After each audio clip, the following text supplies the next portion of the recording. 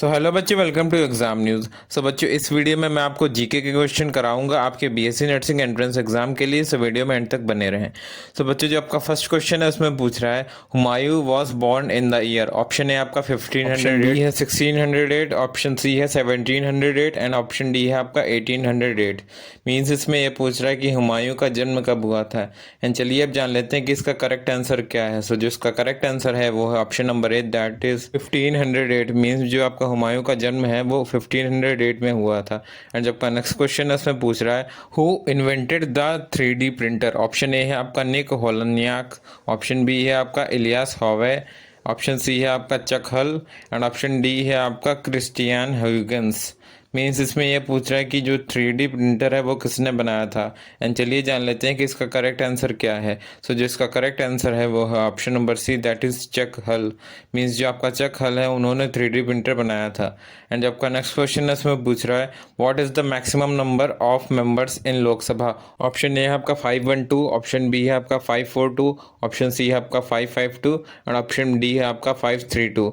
Means इसमें ये पूछ रहा है कि जो टोटल नंबर ऑफ मेंबर्स हैं लोकसभा में वो कितने होते हैं मैक्सिमम। एंड चलिए जान लेते हैं कि इसका करेक्ट आंसर क्या है। तो जिसका करेक्ट आंसर है वो है option number C, that is 552। Means जो आपका लोकसभा में मैक्सिमम मेंबर होते हैं वो 552 होते हैं। एंड जो आपका नेक्स्ट क्वेश्चन है उसमें पूछ रहा है Fatehpur Sikri was founded as the capital of Mughal empire by. Option A है आपका जहांगीर, ऑप्शन बी है आपका अकबर, ऑप्शन सी है आपका बाबर और ऑप्शन डी है आपका हुमायूं। मीन्स इसमें ये पूछ रहा है कि जो फतेहपुर सीकरी है उसको इंडिया का कैपिटल किसने बनाया था। एंड चलिए जान लेते हैं कि इसका करेक्ट आंसर क्या है। तो जो इसका करेक्ट आंसर है वो है option number B, that is Akbar. Means जो अकबर है उसने फतेहपुर सीकरी को मुगल एम्पायर का कैपिटल बनाया था। एंड जो आपका नेक्स्ट क्वेश्चन है उसमें पूछ रहा है who was court poet of Samudragupta. Option A है आपका चंद बरदाई, ऑप्शन बी है आपका भवन भूति, ऑप्शन सी है आपका बाना भट्टा एंड ऑप्शन डी है आपका हरिसेन।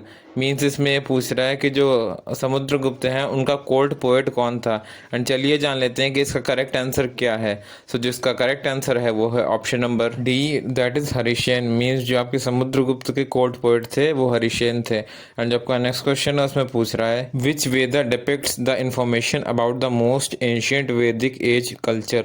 ऑप्शन ए है आपका अथर्ववेद, ऑप्शन बी है आपका सामवेद, ऑप्शन सी है आपका ऋग्वेद और ऑप्शन डी है आपका यजुर्वेद। मीन्स इसमें यह कह रहा है कि जो कौन सा वेदा है जो सबसे एंशियंट इन्फॉर्मेशन बताता है इंडियन कल्चर के बारे में। एंड चलिए जान लेते हैं कि इसका करेक्ट आंसर क्या है। सो जो इसका करेक्ट आंसर है वो है option number C, that is Rigveda. Means जो आपका ऋग्वेद है वो सबसे एंशियंट इंडियन कल्चर के बारे में आपको बताता है। एंड जो आपका नेक्स्ट क्वेश्चन है उसमें पूछ रहा है which of the following rulers issued copper coins named as jital. Option A है आपका इल्तुतमिश, ऑप्शन बी है आपका कुली कुतुब शाह, ऑप्शन सी है आपका मोहम्मद बिन तुगलक और ऑप्शन डी है आपका फिरोज शाह तुगलक।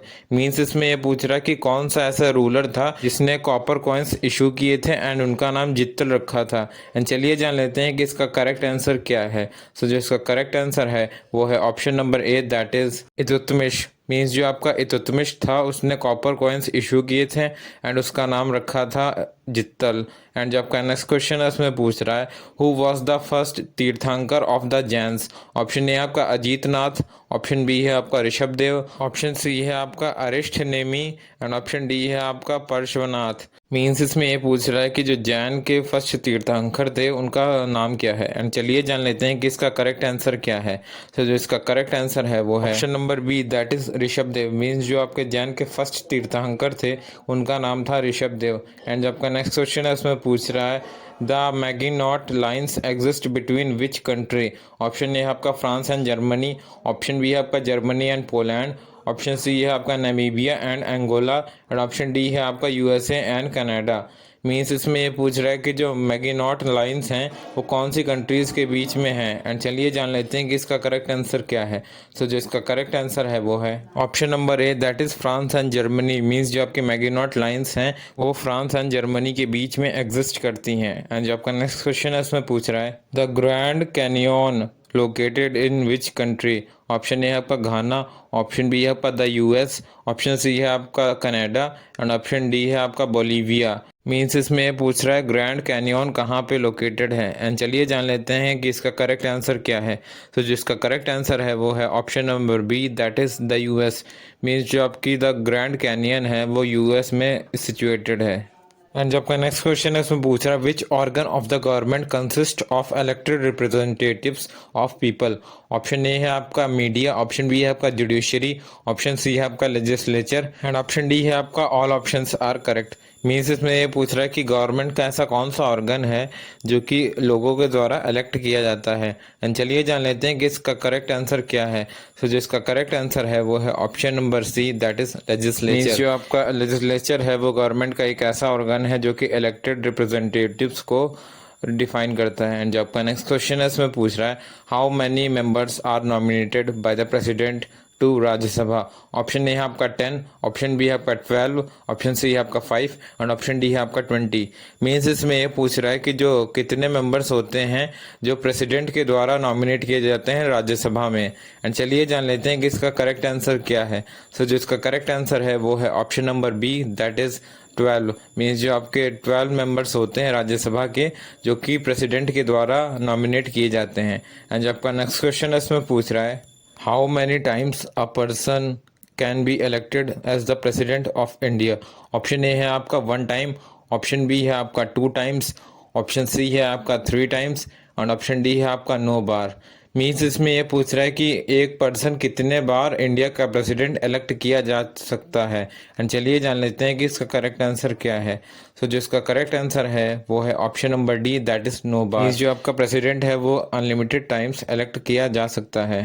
एंड जो आपका नेक्स्ट क्वेश्चन है उसमें पूछ रहा है Maharashtra has dash seats in Lok Sabha. Option A है आपका 42, ऑप्शन बी है आपका 40, ऑप्शन सी है आपका 48 एंड ऑप्शन डी है आपका 45। मीन्स इसमें ये पूछ रहा है कि महाराष्ट्र के पास लोकसभा की टोटल कितनी सीट्स हैं।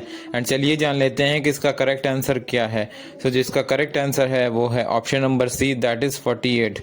मीन्स जो आपका महाराष्ट्र के पास सीट्स हैं लोकसभा की वो 48 सीट्स हैं। एंड जो आपका नेक्स्ट क्वेश्चन है इसमें पूछ रहा है who is the chairman of the national integration council.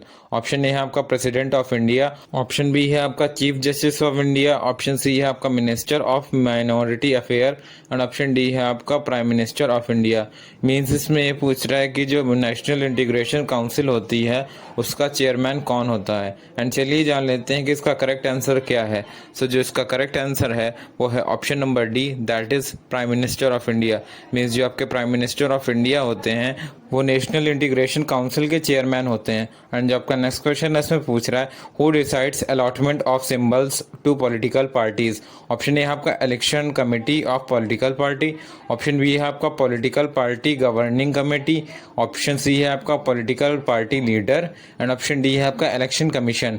Means इसमें पूछ रहा है कि जो पॉलिटिकल पार्टी हैं उनको उनका पॉलिटिकल सिंबल मीन्स उनका चुनाव चिन्ह कौन देता है। एंड चलिए जान लेते हैं कि इसका करेक्ट आंसर क्या है। सो जो इसका करेक्ट आंसर है वो है option number D, that is election commission.